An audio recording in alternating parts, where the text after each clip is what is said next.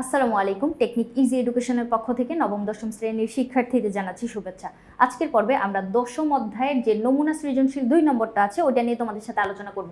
কি বলছে দেখো তো, মতিন সাহেবের ইদানিং চলাফেরা করতে সমস্যা হচ্ছে এবং কথা বলার সময়ও তার মুখাবয়বে অস্বাভাবিকতা লক্ষ্য করা যাচ্ছে। তার মানে সে ঠিকমতো চলাফেরা করতে পারতেছে না এবং তার কথা বলার সময় মুখাবয়বটা অস্বাভাবিক হয়ে যাচ্ছে। সেক্ষেত্রে এই যে সিমটমগুলা এতটুকু দেখেই আমরা বুঝতে পারতেছি এটা হচ্ছে পার্কিনসন রোগের লক্ষণ।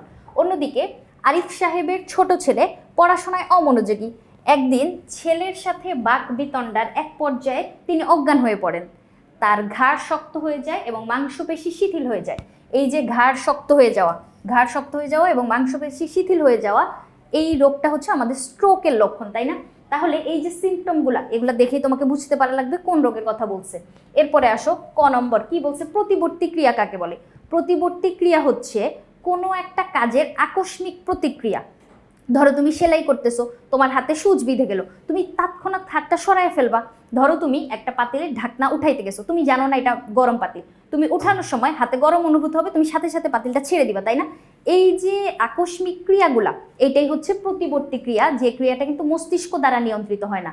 এই প্রতিবর্তী ক্রিয়াটা আমাদের সুষুম্না কাণ্ড দ্বারা নিয়ন্ত্রিত হয়। এখন সুষুম্না কাণ্ড কোন জায়গাটা?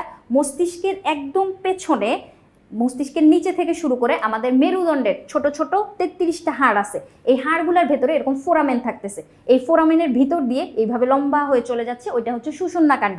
তাহলে প্রতিবর্তী ক্রিয়া হচ্ছে ওইসব ক্রিয়া যেগুলা আমাদের মস্তিষ্ক দ্বারা নিয়ন্ত্রিত হয় না, কিন্তু সুষুম্না কাণ্ড দ্বারা নিয়ন্ত্রিত হয়। এরপরে বলছে থাইরয়েড গ্রন্থিকে নালীবিহীন গ্রন্থি বলা হয় কেন? এই যে থাইরয়েড গ্রন্থিটা, এটা আমাদের গলার এই জায়গাটায় অবস্থান করতেছে। এখান থেকে থাইরক্সিন হরমোন নিঃসৃত হয়, থাইরয়েড থেকে থাইরক্সিন হরমোন নিঃসৃত হবে। এই যে হরমোন নিঃসৃত হচ্ছে, গ্রন্থি কিন্তু আমাদের দুই ধরনের, একটা হচ্ছে অন্তঃক্ষরা গ্রন্থি আর একটা হচ্ছে বহিঃক্ষরা গ্রন্থি। অন্তঃক্ষরা গ্রন্থিগুলা তোমার হরমোন নিঃসরণ করে, আর বহিঃক্ষরা গ্রন্থি কি করে? এনজাইম নিঃসরণ করে। এই যে হরমোন নিঃসরণের জন্য কোনো নির্দিষ্ট নালী থাকে না, তার মানে হরমোনগুলো যে বের হচ্ছে, নালী নাই, ও এখন কিভাবে চলাচল করবে? ও রক্তের সাথে মিশে যাবে, রক্ত বা লসিকার সাথে মিশে গিয়ে রক্ত আমাদের পুরা দেহে ফ্লো করে, ওই হরমোনটাও পুরা দেহে পৌঁছায় যাবে। দেহে যেখান থেকে উৎপন্ন হচ্ছে ওখান থেকে রক্তের মাধ্যমে প্রবাহিত হয়ে দূরবর্তী কোনো একটা জায়গার কার্য সম্পন্ন করবে।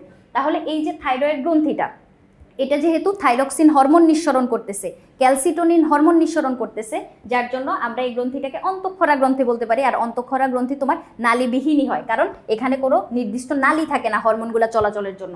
এরপরে কি বলছে দেখো, মতিন সাহেবের রোগটির কারণ ব্যাখ্যা করো। মতিন সাহেবের সিমটমগুলা কি ছিল? চলাফেরা করতে সমস্যা হচ্ছিল এবং তার কথা বলতে অসুবিধা হচ্ছিল, তার মানে তার রোগটা হচ্ছে আমাদের পার্কিনসন। তুমি যে ধরতে পারছো এই রোগটা পার্কিনসন, এই কথাটা দেখো আমরা সবার আগে বলে দিব। গ নম্বর লিখেই আমি কি করলাম, উদ্দীপকে মতিন সাহেবের রোগটি হচ্ছে পার্কিনসন, এতটুকু বলে দিবা। এরপরে যে আমরা কারণটা লিখবো, আমাদেরকে প্রশ্নে কি জানতে চাইছে? মতিন সাহেবের রোগের কারণ জানতে চাইছে। চলো আমরা পার্কিনসন রোগের কারণটা দেখি।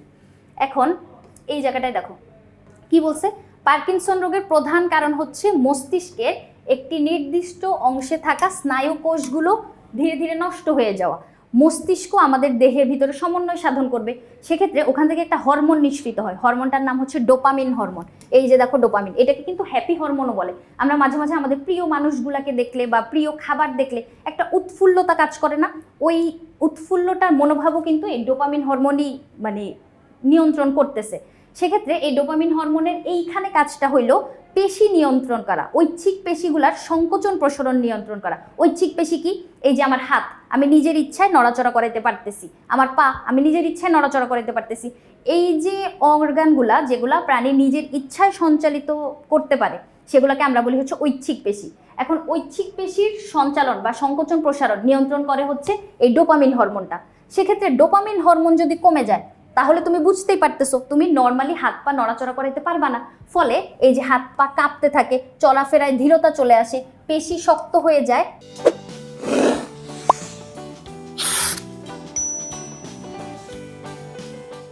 কথা বলার সময় মুখের বাচনভঙ্গি না আসা অথবা মুখ অনড় থাকা, মাংসপেশিতে টান পড়া বা ব্যথা হওয়া, নড়াচড়ায় কষ্ট হওয়া, এই উপসর্গগুলো আমরা কখন দেখতে পাই? যখন ডোপামিন হরমোন রিলিজ হচ্ছে না তখন এই কাজগুলো হচ্ছে। কারণ কি, ডোপামিন হরমোন আমাদের এই কাজগুলোকে স্মুথ করতেছিল বা এই কাজগুলো নিয়ন্ত্রণ করতেছিল। এখন যদি ডোপামিন হরমোনই না থাকে, সেক্ষেত্রে তুমি কি করবা? তোমার এই কাজগুলো সব থেমে যাবে। সেক্ষেত্রে এই যে মস্তিষ্কের স্নায়ুগুলো ক্ষতিগ্রস্ত হচ্ছে, এই কারণেই হচ্ছে আমাদের এই পার্কিনসন রোগটা হচ্ছে। এরপরে চলো, আরও কিছু কারণ বলছে। বংশগত কারণও থাকতে পারে, বয়স বৃদ্ধির সাথে সাথে এই পার্কিনসন রোগের ঝুঁকি বাড়ে। সেক্ষেত্রে আমরা বৃদ্ধদেরকে দেখি না, এরকম কাঁপতে থাকে, লাঠিতে ভর করে এরকম কাঁপতে থাকে, কথা বলার সময়ও কেঁপে কেঁপে কথা বলে। এই যে কেঁপে কেঁপে কথা বলাটা, এটাই হচ্ছে আমাদের পার্কিনসন রোগের লক্ষণ হিসেবে আমরা দেখতে পাই। এরপরে আরিফ সাহেবের সুস্থতায় করণীয় বিশ্লেষণ করো। আরিফ সাহেবের কি হয়েছিল? উনি ওনার ছেলের সাথে রাগারাগি করার পরে ওনার ঘাড় শক্ত হয়ে গেছিল আর মাংসপেশি শিথিল হয়ে গেছিল। এখন এই যে সিমটমটা আমরা কি বুঝলাম? ওনার হচ্ছে স্ট্রোক হয়েছে। স্ট্রোকের ক্ষেত্রে আমাদেরকে এখানে আবার জিজ্ঞেস করছে করণীয় কি, মানে স্ট্রোক হলে আমরা কি করব। সবার প্রথমে তো অবশ্যই আমাদেরকে ডাক্তারের পরামর্শ নিতে হবে, মানে চিকিৎসকের কাছে যাইতে হবে। এখন দেখো, উদ্দীপকে বর্ণিত যে লক্ষণগুলা, এগুলা দ্বারা আমরা কি বুঝতে পারলাম? আরিফ সাহেবের হয়েছে স্ট্রোক। এই সিমটম দেখে যে বুঝতে পারছো, এই কথাটা সবার আগে বলে দিবা।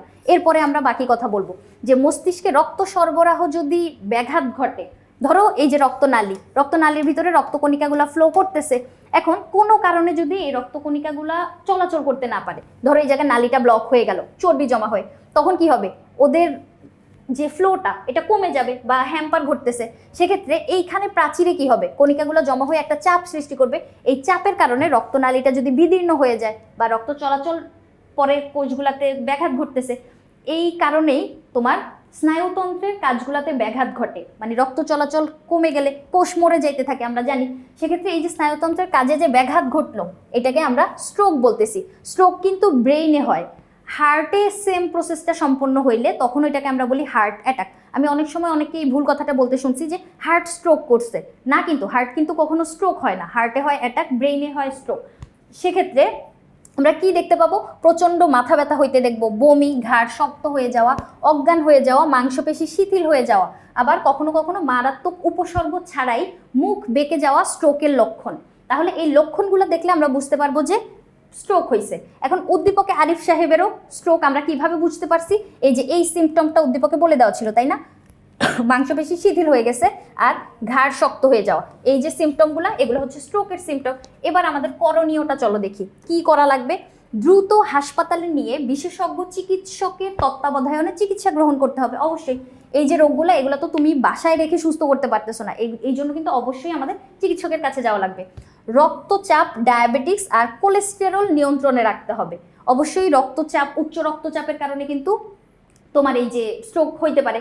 ডায়াবেটিক্স যদি থাকে, এটা কিন্তু অনেক ভয়ঙ্কর একটা রোগ। দেখো, ডায়াবেটিক্স যদি থাকে সেক্ষেত্রে এই রোগগুলোর সিমটম কিন্তু প্রকাশ পায় না, মানে ভিতরে ভিতরে তোমার রোগটা সৃষ্টি হয়ে থাকে, বাইরে থেকে প্রকাশ পায় না। অথবা ডায়াবেটিক্স রোগীদের ক্ষেত্রে আমরা এরকম দেখতে পাই, কোনো একটা রোগ নর্মালি যতদিনে ভালো হওয়ার কথা তার চেয়ে অনেক বেশি দিন শরীরের ভিতর স্টে করে। তাহলে ডায়াবেটিক্স অবশ্যই তোমাকে নিয়ন্ত্রণে রাখতে হবে। ডায়াবেটিক্স কিন্তু একদম মানে পরিত্রাণ পাওয়া যায় না। কি জন্য? কারণ ডায়াবেটিক্স যদি একবার তোমার হয়, সেক্ষেত্রে তুমি ওই পয়েন্টটা কমায় লেভেলের ভিতর রাখতে পারো, পয়েন্ট ওঠানামা করে, কিন্তু তুমি একদম টোটালি এটা থেকে সুস্থ হইতে পারবা না।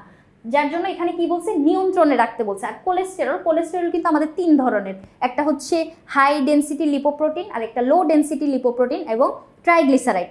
এই যে 3টা কোলেস্টেরল, এটার ভিতরে কিছু খারাপ কোলেস্টেরল আছে, কিছু ভালো কোলেস্টেরল আছে, যেগুলো আমাদের হৃদরোগের ঝুঁকি কমায়। তাহলে আমাদের কি করা লাগবে? অবশ্যই খারাপ কোলেস্টেরলের রেঞ্জটা হচ্ছে কমায় রাখতে হবে এবং ভালো কোলেস্টেরলটাকে বেশি পরিমাণে রাখতে হবে। তাহলে ওইটা তোমার খাদ্যাভ্যাসের উপর নির্ভর করবে। নিয়মিত ফিজিওথেরাপি ও পুনর্বাসন চিকিৎসা চালু করতে হবে।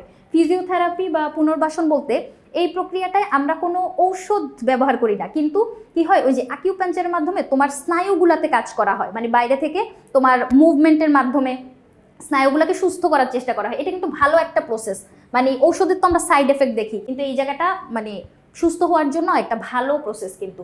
এরপরে দেখো, ধূমপান পরিহার করতে হবে, সুষম খাদ্য গ্রহণ, নিয়মিত হালকা ব্যায়াম করতে হবে। ধূমপান পরিহার করা কিন্তু সব রোগের জন্য খুবই গুরুত্বপূর্ণ, কারণ ধূমপানের যে নিকোটিনটা, এটা তোমার রক্তের সাথে যখন মিশে যাচ্ছে, রক্ত তোমার পুরো দেহে ফ্লো করবে, ফুসফুসে যাবে, ফুসফুসকে ক্ষতিগ্রস্ত করবে, হার্টে যাবে, হার্টকে ক্ষতিগ্রস্ত করবে, কিডনিতে যখন ছাকন হইতে যাবে, কিডনিকে ক্ষতিগ্রস্ত করবে।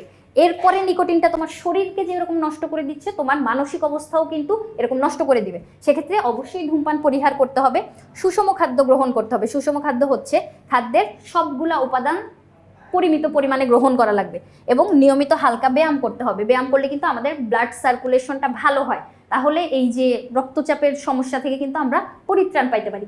এখন দেখো এই যে কাজগুলা, এগুলা করার মাধ্যমে আমরা আরিফ সাহেবকে সুস্থ করে তুলতে পারি। আমাদেরকে জিজ্ঞেস করছিল প্রশ্নে যে করণীয় কি? করণীয় হচ্ছে আমাদের এগুলা, সুন্দর জীবনযাপন করতে হবে। একটা সুন্দর জীবনযাপন কিন্তু তোমাকে বিভিন্ন রোগ থেকে রক্ষা করতে পারে। তাহলে এই কথাবার্তাগুলাই সুন্দর করে আমরা পরীক্ষার খাতায় রিপ্রেজেন্ট করে দিব, সুন্দর একটা মার্কস উঠে যাবে আশা করি। আশা করি তোমাদেরকে এই প্রশ্নটা বুঝাইতে পারছি। পরবর্তী পর্ব দেখার আমন্ত্রণ রইল। ধন্যবাদ সবাইকে।